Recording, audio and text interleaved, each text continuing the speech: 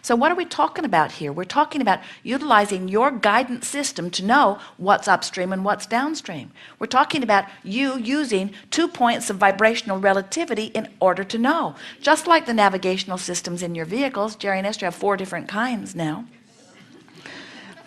But they all operate on the same premise. The system knows where they are. They program in their desired destination, and then the system gives them turn-by-turn directions of how to get from where they are to where they want to be. The other day, they bought a new system. It's a Garmin. It's their favorite by far. And it's a portable system. They plug it into the cigarette lighter, and it sits on a little sandbag so it can be moved from vehicle to vehicle. So Esther unplugged it from the car and put it in the monster bus as they began to drive. And she programmed Pioneer, which is in the bus, and Garmin, which is the portable system. From where they are, she programmed them to the same destination. So now she says to Jerry, I'm in good hands. You can go back and do whatever you need to do. I have guidance. And off they go. And all of a sudden, she comes to a juncture in the freeways, and Pioneer says, get in the right lane and take this road to the right. And Garmin says, get in the left lane and take this road to the left. And she has them turned up very, very loud. And then she hears Jerry piping in from the back about something. And she says to all of them, I'm not listening to any of you. I'm going to do what I'm going to do. Because she realized she was in a sort of critical position. She was in 6 or 7 lanes of traffic. Everyone was driving at breakneck speed. She's 70 feet long, about moving 70 miles an hour. And she's getting mixed messages about which way to go. It was chaos for a moment, almost a panicked sort of feeling. That feeling of indecision, that feeling of undecidedness, that is a horrible situation to be in. And yet, you know, you put yourself in that situation all day, every day, when you say, what do you think? What do you think? What do you think? What do you think, political party of mine? What do you think, religion of mine? What do you think, ancestor of mine? What do you think, mother of mine, father of mine, partner of mine, peer group pressure of mine? What do you think? What do you think? What do you think? And if there are 10 of them, they think 10 different things. If there are 20 of them, they think 20 different things. In other words, they're thinking a lot of different things. And if you are trying to listen to the voice that is the loudest, you have an uncomfortable situation going on where all along you have an intuitive gut feeling that if you learn to listen for it, you will not be confused about which way to go. And so we call that using the vibrational relationship between who you are, letting yourself be in this moment, and who you have become. And that's the thing that we most want you to leave this gathering knowing. You didn't come into this physical experience intending to stand in this static place, not evolving or expanding. You knew, in fact, the reason that you came was you knew that the variety would cause you to constantly become more, and that your guidance would then call you toward the more that you had become. So when you have a feeling of unfulfillment, what it means is your life caused you to ask for something that for some reason you're not letting yourself go to. And the majority of the time that you're not allowing yourself to go to it is because somebody has trained that out of you. Your natural impulse is always to follow your bliss. And when you're little, you do that until somebody says to you, it's inappropriate for you to be pleasing yourself all the time. And you want to say, no, it isn't. I'm sure I'm right. They say, no, you are not supposed to please yourself.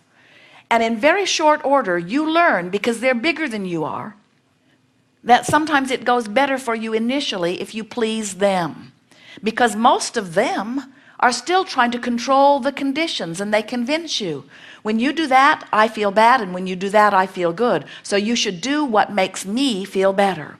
Which works out all right for you when there's just one of them, but get 2 of them plugged in and trying to give you guidance. It makes you a little crazy, or more, you see. And so then it seems that the only way a little tyke can grow up and feel any reasonable happiness is if his family can get him into a culture where everybody thinks pretty much the same. So he doesn't have these split messages going on. And do you know that's what so many societies are doing?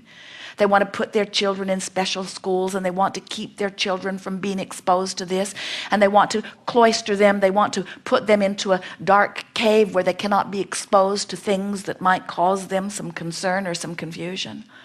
And what we're wanting you to do is to get out into the light and to activate your own guidance system so that you are not afraid But instead, you are confident that under any and all conditions, you can tell which direction to go.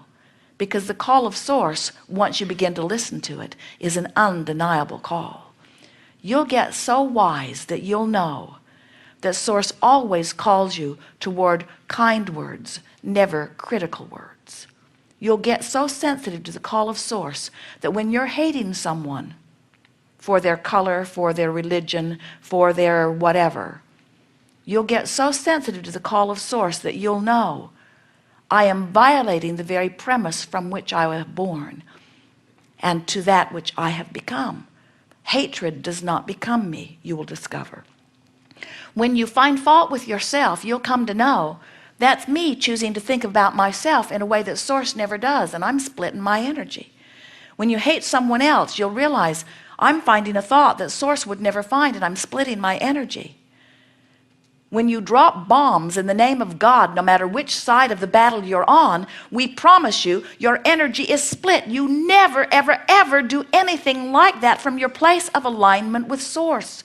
It's always from your place of disconnection, from your place of fear, from your place of not knowing about the stability of your life experience. When you're tuned in, tapped in, turned on, and in alignment with that which is source, everything that comes from you feels good as it comes forth from you.